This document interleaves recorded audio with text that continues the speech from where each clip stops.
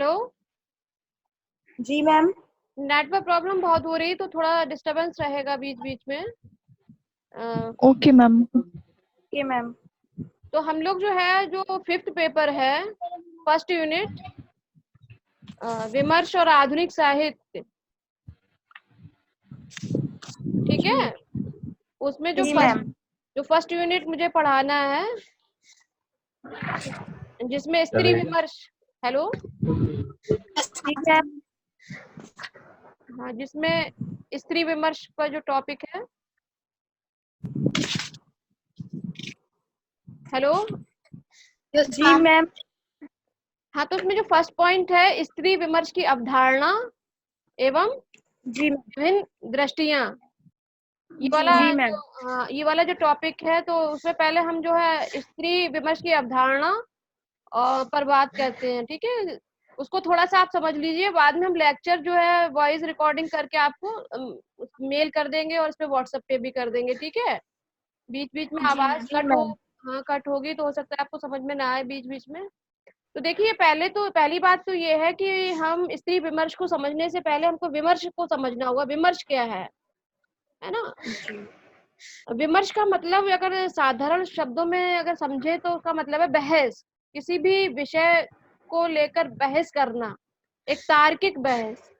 और बहस करने के बाद जो निष्कर्ष मिलते हैं, है ना, निष्कर्ष प्राप्ति की चेष्टा करना, ठीक है, वो विमर्श कहलाता है। सामान्य अर्थ में तो विमर्श शब्द जो है सलाह और परामर्श के अर्थ में प्रयुक्त होता है, लेकिन साहित्यिक अर्थ में विमर्श का मतलब है अपने व्यापक रूप में विमर्श का अभिप्राय उस जीवंत बहस से जिसमें बुद्धिजीवी वर्ग बदलते परिवेश के अनुरूप उपजती विभिन्न सामाजिक, सामायिक, साहित्यिक जो समस्याएं हैं उसका जो है विश्लेषण कर कुछ निष्कर्ष प्राप्त करने की कोशिश करते हैं, वो जो है विमर्श कहलाता है, ठीक है। जी मैम। और अगर हम साहित्यिक दृष्टि से देखें तो उसको जो है विचार का गहन विचार भी कहा जाता है। और अंग्रेजी में जैसे डिस्कोर्स शब्द है, वो भी इस्तेमाल किया जाता है विमर्श के लिए, जिसमें कोई भी समस्या है समाज की।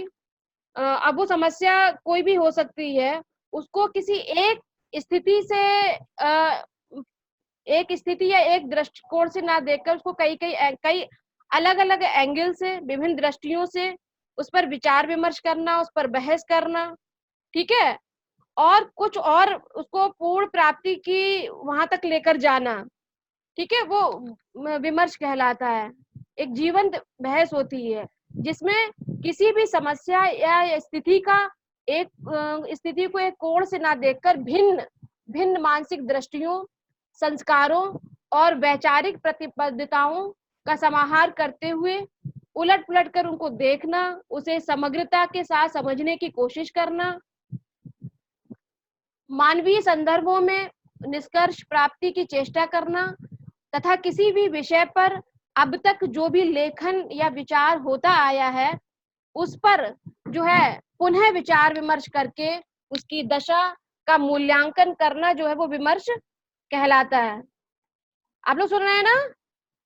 जी मैम। ठीक है। तो अगर हम स्त्री विमर्श की दृष्टि से देखें कि स्त्री विमर्श क्या है, तो स्त्री विमर्श में अब तक जो भी आपने पढ़ा होगा तो देखा होगा कि जो स्त्री की समाज में जो स्थिति है उस पर जो है मानवीय दृष्टि से विचार कर, है ना, मानवीय दृष्टि से विचार करने की वो अनवरत एक प्रक्रिया है जिसमें स्त्री को एक मनुष्य की तरह, है ना, स्त्री को केंद्र में रखकर उसकी अस्मिता की बात करना, उसके अस्तित्व की तलाश करना कि समाज और संस्कृति, है ना, स्त्री को केंद्र में रखकर समाज, धर्म, संस्कृति, परंपरा और इतिहास का जो है पुनरीक्षण भी करना कि किस तरह से स्त्री को दोयम दर्जे पर और निचले पायदान पर, दूसरे पायदान पर हमेशा समाज में आंका जाता है, चाहे वो कितनी भी इंटेलिजेंट हो, चाहे वो जो है उसका श्रम दूसरों से ज्यादा हो, लेकिन फिर भी उसको हमेशा जो है उसे दोयम दर्जे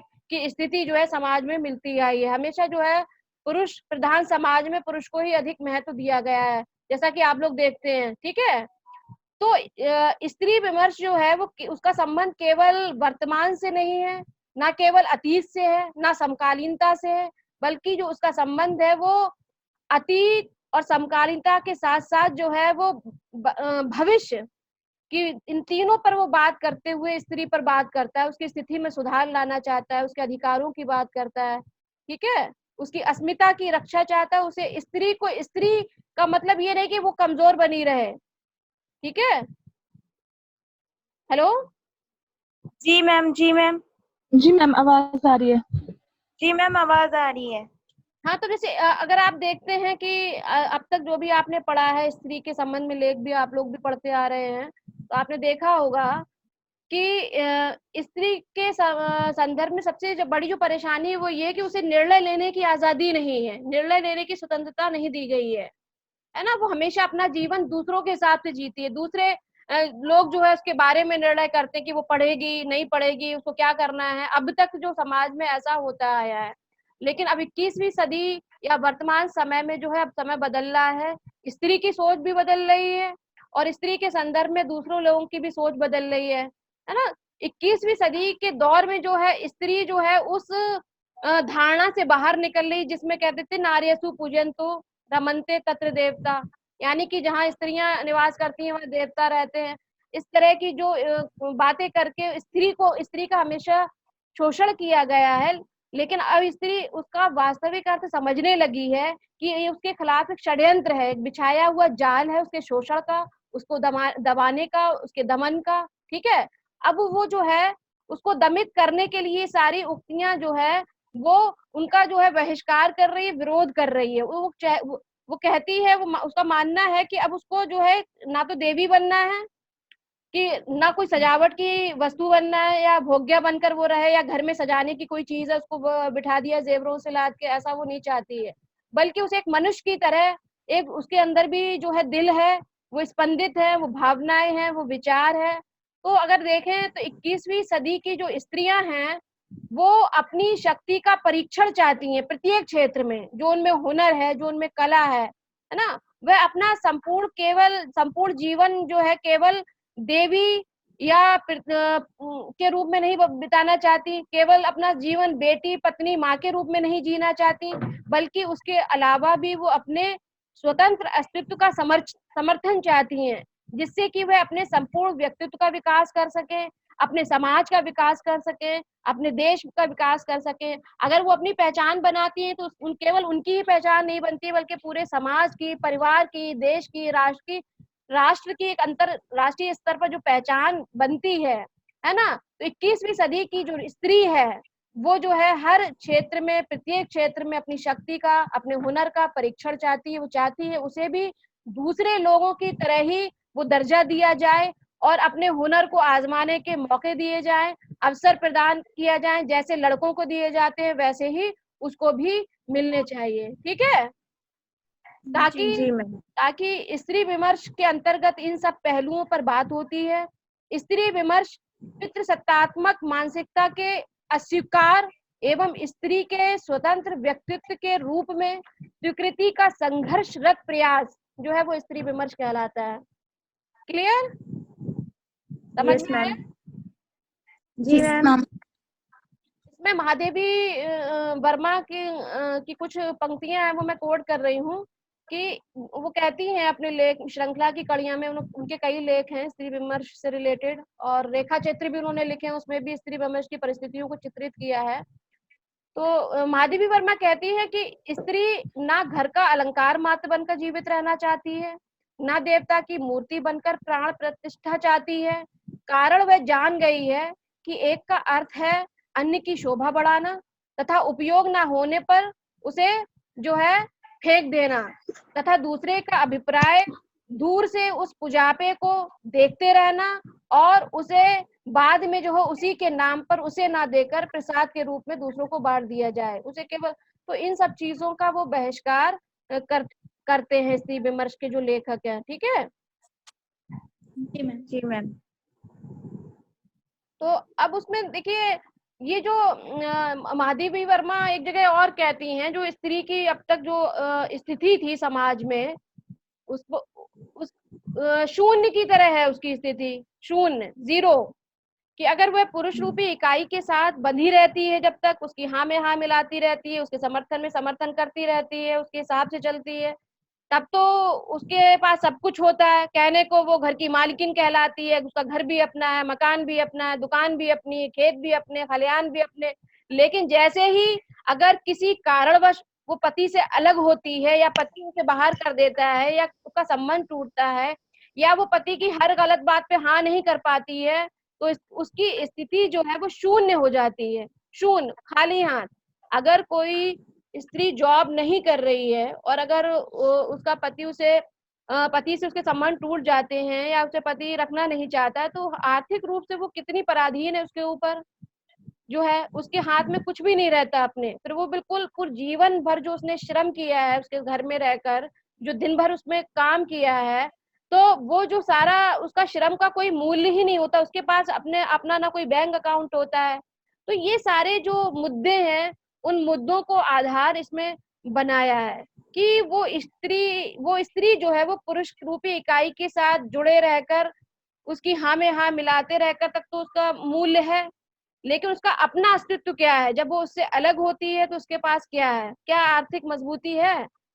क्योंकि स्त्री को पराधीन बनाने का सबसे बड़ा जो कारण है आर्थिक पराधीनता। जब अब तक जो समाज में स्त्रियां पुरुषों पर आर्थिक रूप से निर्भर रही, और इस निर्भरता के कारण ही उन्हें उन्हें निर्णय लेने की आजादी नहीं मिल पाई।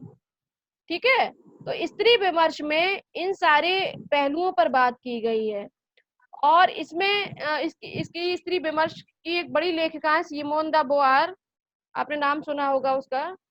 उनका उनकी किताब है सेकंड सेक्स। उसमें वो स्त्री को जो है जो पहले से जो उस पर विमर्श होता आया है साहित्य में और दूसरी चीजों में, तो वो उससे बाहर निकल के स्त्री को जो हमेशा से दोयम दर्जे पर रखने की जो प्रवृत्ति है उसका विरोध करती हैं। और उसके उसके श्रम का मूल्य, कि उसका श्रम वो भी रात दिन काम करती है, तो उसके श्रम का मूल्य क्या है, उस पर भी जो है वो बात करती है उसमें। ठीक है, जो आधी आबादी का सच एक किताब आई, उसमें भी इन पहलुओं पर बात की गई। तो अब समझ में आया स्त्री विमर्श क्या है? जी मैम। जी मैम, समझ में आ रहा है। तो अब इसमें एक सवाल ये होता है, जैसे विभिन्न दृष्टियां ना, स्त्री विमर्श की अवधारणा एवं विभिन्न दृष्टियां। तो अगर हम दृष्टियों की पर बात करें उसमें कि दृष्टियां क्या क्या हैं।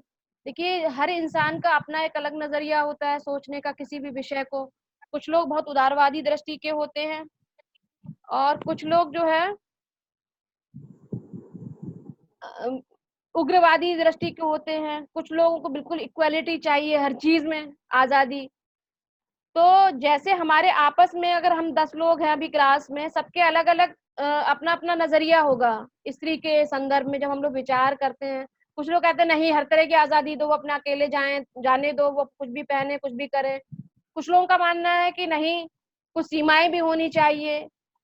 तो जैसे जैसे सबका नजरिया अलग है, उसी तरह से स्त्री विमर्श को भी लेखिकाओं का भी नजरिया अलग रहा है ना, है ना। उसी नजरिए से वो उस पर बहस करती हैं। तो इसमें कुछ दृष्टियां जो है सामने आई हैं, जिसमें एक तो है उदारवादी दृष्टिकोण। अगर हम पहले जैसे माधवी वर्मा से भी पहले अगर हम थोड़ा सा लेते चले आए, साहित्य में जो अभिव्यक्त हुई है स्त्री, उस पर जो बात की गई है, तो वहां पर जो है उग्रवादी नजरिया सामने आता है ना। नहीं, सॉरी, उदारवादी जो है स्त्री विमर्श, थोड़ा दृष्टि जो है उदार रही है।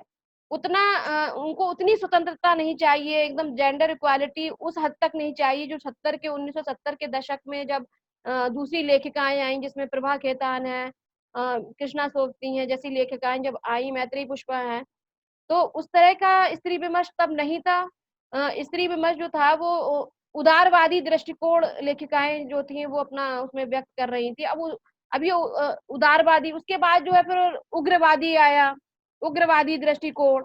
ठीक है, इसके बाद जो है जी मैम। दृष्टिकोण कुछ कुछ साथ साथ भी चले हैं, पहले और बाद में नहीं कह सकते, लेकिन जैसे कुछ मनोविश्लेषणवादी स्त्रीवाद है, कुछ मार्क्सवादी और समाजवादी स्त्रीवाद है, कुछ उत्तर आधुनिक नारीवाद है।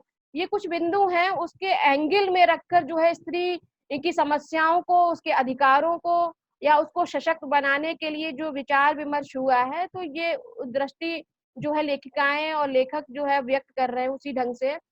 तो अगर हम इस पर बात करें कि उदारवादी दृष्टिकोण, तो उदारवादी दृष्टिकोण का संबंध जो है वो व्यक्तित्व की आजादी से तो है, चयन की स्वतंत्रता से भी है, लेकिन और उसमें जो है महत्वपूर्ण जो पहलू हैं वो दो हैं। उसमें ज्यादातर जो समस्याएं बाह्य दिखाई दे रही हैं, जो बाह्य संघर्ष है, जो वर्ग संघर्ष है, जिसमें शिक्षा का अधिकार है, मतदान का अधिकार है, वोट करने का अधिकार है, नागरिक के अधिकारों की जो मांग होनी चाहिए, है ना? ये कुछ मुद्दे या आर्थिक जो है, आर्थिक स्वतंत्रता, आर्थिक मजबूती, इस तरह के मुद्दों पर ज्यादा बात हुई है। एक उदारवादी दृष्टिकोण अपनाया गया है। इसमें ज्यादा क्रांतिकारी उस तरह का नहीं है कि एकदम जो है उग्र नहीं है। ठीक है? जी मैम। उसमें वो जो बाह्य समस्याएं दिखाई देती हैं, जो पैसे को लेकर या आर्थिक रूप में या शिक्षा के अधिकार से जो स्त्रियों को वंचित किया गया है, या परिवार और सामाजिक स्तर पर उसको, तो ये जो कुछ मुद्दे थे वो उसमें उठाए गए हैं, जिसमें प्रमुख रूप से जो मुद्दा रहा है वो ज्यादातर जैसे अ, जो रहा है, एक तो शिक्षा का अधिकार उनको मिलना चाहिए, दूसरा जो है महिलाओं के अधिकार में मतदान प्राप्ति का अधिकार होना चाहिए, दूसरा शादीशुदा जो महिलाएं हैं उनका संपत्ति में उनकी रक्षा होनी चाहिए, उनका हिस्सा होना चाहिए, तलाक संबंधी कानून कुछ बनने चाहिए, उनको सरल बनाना चाहिए, स्त्रियों की जो भागीदारी जो है वो होना चाहिए, उसमें निर्णय लेने की आजादी हो। तो ये कुछ मुद्दे उसमें उठाए गए थे। तो लेकिन ये सारे जो मुद्दे हैं वो बाह्य तौर पे संघर्ष जो दिखाई दे रहा है उसको ज्यादा चित्रित किया है, लेकिन जो वो मन से क्या सोच रही है, उसके मन में जो उसकी जो अपनी इच्छाएं हैं, अपनी जो कल्पनाएं हैं, उन पर इसमें कोई बात नहीं की गई है। जेंडर इक्वालिटी पे कोई बात नहीं की गई है। अगर व्यवहारिक तौर पे देखें तो व्यवहारिक जीवन में जो जेंडर इक्वालिटी है या हेलो हेलो। जी मैम मैम। आवाज आ रही है। हाँ हाँ, डिस्कनेक्ट हो गया था। तो मैं बात कर रही थी उदारवादी जो दृष्टिकोण है, तो अगर व्यवहारिक जीवन में वो और चीजों पर बात करता है, लेकिन व्यवहारिक जीवन में जेंडर इक्वालिटी और श्रम उत्पीड़न पर ज्यादा बात नहीं करता है। तो है ना, उदारवादी सिद्धांत में जो के संदर्भ में एक पुस्तक है, मेरी मेरी वोस्ट मेरी वोल्टो स्क्राफ्ट की पुस्तक है vindication of rights of women, जो महिलाओं के अधिकारों के समर्थन में लिखी गई थी। इसी प्रकार जॉन स्टुअर्ट मिल की एक किताब आई, अ सब्जेक्शन ऑफ विमेन, जिसमें स्त्री की पराधीनता की बात की गई। तो जैसे आप पहले जो पढ़ते आए हैं, पहले जो स्त्री के जैसे मान लीजिए जितने भी जो 19वीं शताब्दी में जो आंदोलन चले थे, उसमें सती प्रथा है, दहेज प्रथा है, अनमेल विवाह की समस्या है, और दूसरी जो समस्याएं थी वो इस तरह से उसमें उठाई गई हैं एक तरह से। लेकिन वहां पर कहीं ना कहीं दृष्टिकोण वो भारतीय जो एक रहा है वही ज्यादा अपनाया गया है। स्त्री को उस हद तक की आजादी जो है, ये उदारवादी जो दृष्टि रखते थे जो लेखक, वो जो है उस हद तक की आजादी उसको नहीं दिला पाए जो वर्तमान समय में स्त्री को चाहिए, है ना? तो वहां पर रवैया थोड़ा कुछ कुछ मुद्दों पर उन्होंने बात की है, लेकिन जो है बहुत सारे मुद्दे वहां जो है छूट गए थे उदारवादी दृष्टिकोण में, जिसको फिर आगे चलकर दूसरी जो दृष्टियां सामने आई उसमें, जिसमें एक मनोविश्लेषणवादी विचारधारा थी या उग्रवादी विचारधारा थी, तो उसमें इन मुद्दों को उठाया गया। तो इसमें जो है जैसे ये जो उदारवादी दृष्टिकोण जो रखते थे उसमें भी ज्यादातर जो है वो भारतीय दृष्टिकोण ही अपनाए हुए थे कहीं हद तक। उससे जो है मुक्ति वो नहीं पा सके थे, चाहे आप उसे संस्कारों की मजबूत जो है बेड़ियां कहना चाहिए कि उससे हम लोग चाहकर भी एकदम नहीं उससे छुटकारा पा सकते, तो वो कहीं ना कहीं उसमें बंधे हुए थे, पूरी तरह से मुक्त नहीं हो पाए थे। तो उनका जो रवैया था वो एक उदारवादी था, एक वो संतुलित दृष्टि चाहते थे कि जो है आजादी होना चाहिए, कुछ कुछ पहलुओं पे आजादी मिलना चाहिए, लेकिन पूर्णतः मुक्ति की बात वहां नहीं की गई है, उस हद तक नहीं की गई है।